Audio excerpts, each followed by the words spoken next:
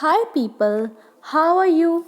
So we have been going through the chapters of the CPC and आज हम fourth chapter पे हैं या फोर्थ टॉपिक हम बोल सकते हैं एंड आज हम पढ़ेंगे regarding the place of institution of suit means आप कहाँ कहाँ पर अपना सूट फाइल कर सकते हो। आज हम ये पढ़ेंगे, ठीक है।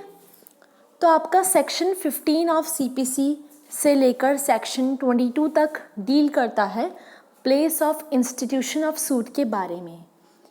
अगर हम सेक्शन 15 की बात करें तो वो बात करता है पेक्यूनरी जुरिस्डिक्शन के बारे में।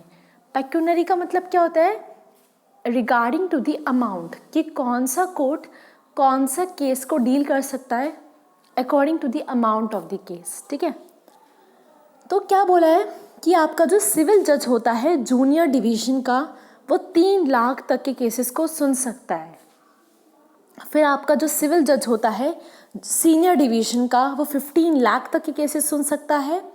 डिस्ट्रिक्ट जज 2 करोड़ तक के केसेस सुन सकता है। हाई कोर्ट और सुप्रीम कोर्ट के पास अनलिमिटेड पावर्स होती हैं, ठीक है। तो ये है हमारा पेक्यूनरी जुरिस्डिक्शन।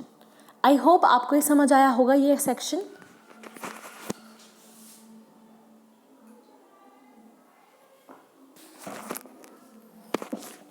ठीक है, अब हम आगे आते हैं। अब हम पढ़ते हैं सेक्शन 16 के बारे में, जो डील करता है लोकल जुरिस्डिक्शन से। लोकल जुरिस्डिक्शन में कौन कौन से केसेस आते हैं?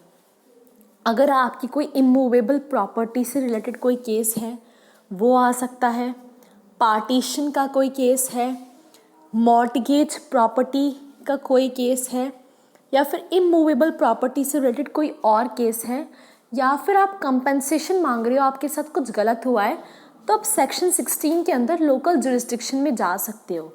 जो आपके एरिया का जुरिस्डिक्शन होगा वहाँ पर कोर्ट को अप्रोच कर सकते हो, ठीक है। आई होप ये दोनों सेक्शन आपको क्लियर हो गए होंगे। अब नेक्स्ट पढ़ते हैं सेक्शन 17 ऑफ CPC। सेक्शन 17 क्या बोलता है कि हर एक सूट जो होता है वो सबसे पहले लोवेस्ट कोर्ट में जाना चाहिए। अब जैसे आपका कोई केस होता है तो आप अपना केस हमेशा सुप्रीम कोर्ट में थोड़ी ना लेकर जाते हो, आप पहले केस को लेकर जाते हो डिस्ट्रिक्ट कोर्ट में, फिर डिस्ट्रिक्ट कोर्ट से अपील होती है, वो जाती है हाई कोर्ट में, और हाई कोर्ट से अपील होकर जाती है सुप्रीम कोर्ट में। तो सबसे पहले आपको छोटे कोर्ट में जाना चाहिए। अब ऐसा क्यों है? क्योंकि जो सुप्रीम कोर्ट है उसका मेन काम होता है कि वो बहुत सारे लॉ को इंटरप्रिटेट करता है। अब उनके पास इतना टाइम नहीं है कि वो छोटे छोटे केसेस को डील करें, और उन केसेस का उनके ऊपर बर्डन ना हो जाए, इसको प्रिवेंट करने के लिए हम कहते हैं कि आप छोटे कोर्ट में पहले जाओ, ठीक है। तो आप अपनी प्रॉपर्टी की वैल्यूएशन के अकॉर्डिंग कोर्ट में अप्रोच कर सकते हो, जैसे कि हमने सेक्शन 15 में पढ़ा। अब आता है सेक्शन 19। ये बात करता है टॉर्ट की। अब टॉर्ट क्या होता है सोचो।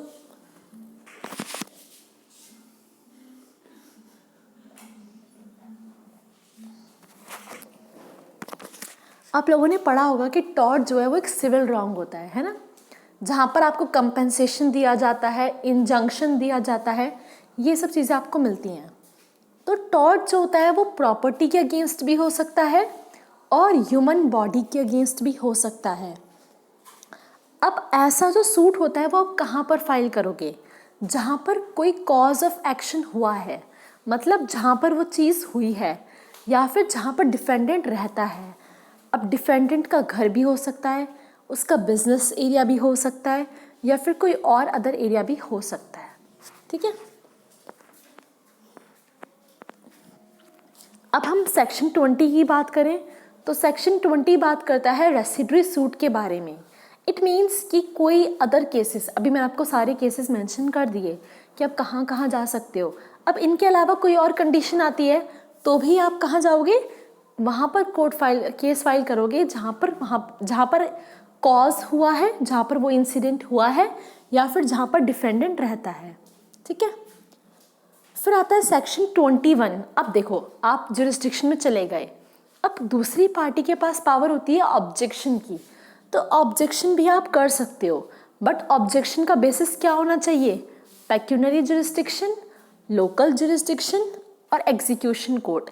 इनके बेसिस पे आप क्या कर सकते हो? ऑब्जेक्शन कर सकते हो। और आपको ऑब्जेक्शन जो है वो पहले ही करनी होती है। ये नहीं कि आपका कोर्ट में ट्रायल स्टार्ट हो गया, आप बीच में बोल रहे हो कि मैं ऑब्जेक्ट करता हूँ जुरिस्डिक्शन से रिलेटेड, तो वो चीज़ गलत हो जाती है। आपको पहले ही समझाना पड़ता है कि भाई ये जुरिस्डिक्शन गलत था, ये जो डिफेंडेंट है या प्लांटिफ है वो गलत कोर्ट में आया है। फिर सेक्शन 22, 23 और 25 ट्रांसफ़र की बात करते हैं कि सूट का ट्रांसफ़र भी किया जा सकता है, या तो प्लेंटिफ करता है या डिफेंडेंट करता है या कोर्ट स्यू मोटो से भी कर सकती है। और इवन सुप्रीम कोर्ट के पास ही पावर होती है कि वो कोई भी सूट को ट्रांसफ़र कर सकता है। तो आज हमने सेक्शन 15 पढ़ा जिसमें हमने वैल्यूज़ के अकॉर्डिंग जुरिस्डिक्शन देखा। फिर 16 पढ़ा जहाँ पर हमने लोकल जुरिस्डिक्शन देखा। 17 पढ़ा हमने जहाँ पर हमने देखा कि हमें सबसे छोटी कोर्ट में जाना चाहिए। 19 पढ़ा टॉर्ट्स, और आपने 20 पढ़ा रेसिडुअरी सूट के बारे में। 21 में आपने ऑब्जेक्शंस पढ़े, और ये तीनों सेक्शंस आपने ट्रांसफ़र से रिलेटेड पढ़े। ठीक है, आई होप आपको ये समझ आ रहा होगा, क्योंकि CPSC थोड़ा टेक्निकल है। एंड हम न्यू लेसन कल लेकर आएंगे। Till then bye bye, take care.